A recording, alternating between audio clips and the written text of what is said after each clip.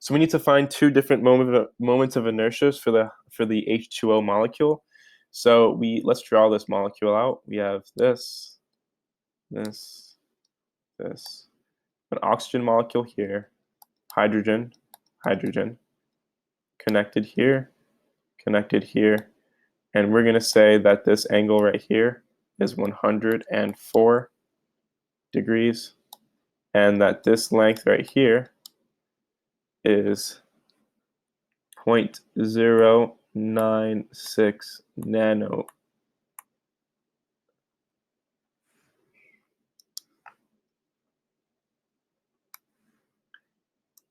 0.096 nanometers.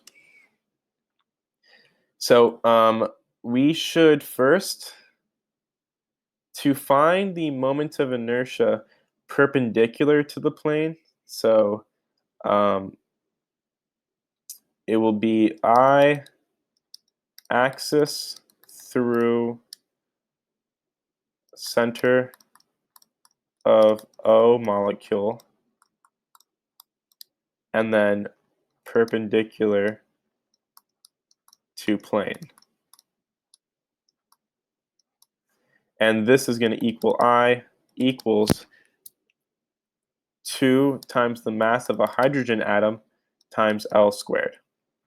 And this is going to equal 2 times the molar mass of hydrogen is going to be 1.008, and this will be divided by Avogadro's number, 6.23.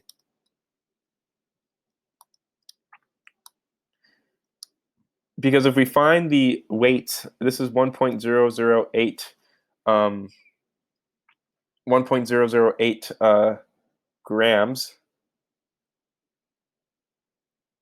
So we should actually convert.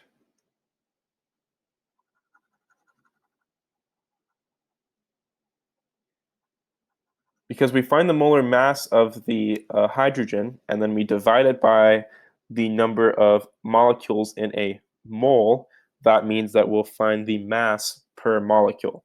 So we'll have, again, 0.001,008. There we go. And this will be times 0.096 times 10 to the negative 9th squared.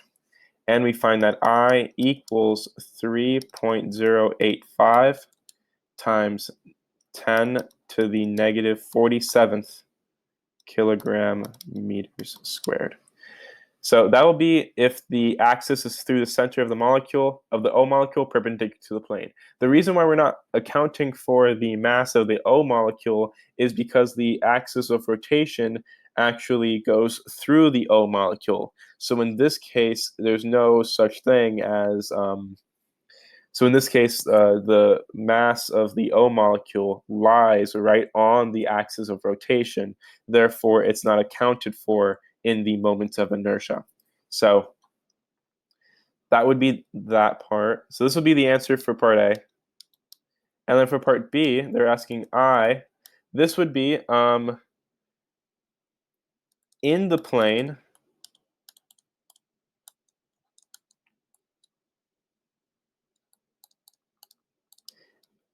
bisecting the HOH bonds. So here it's actually going to be R, here it's going to be L sine of 104 degrees over 2. And we can say that I is going to be equal to 2 mass of the hydrogen, R squared, and this is going to be equal to 2.001008 divided by 6.023 times 10 to the 23rd.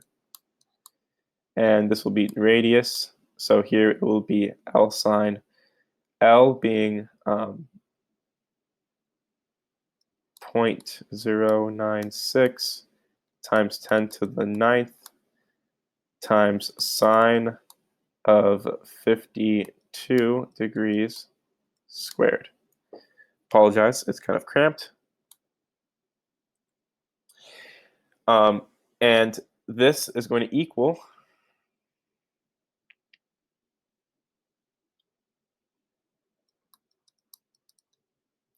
1.916 times 10 to the negative 44th kilogram meters squared. So this would be your answer for the second part. If, again, the rotation, the axis of rotation was in the plane of the molecule, bisecting the HOH bonds. That is why R equals L sine of 52 degrees, or 1/4 divided by 2. And then part A, again, the axis is through the center of the O molecule, perpendicular to the plane. And that's the end of the solution. Thank you for watching.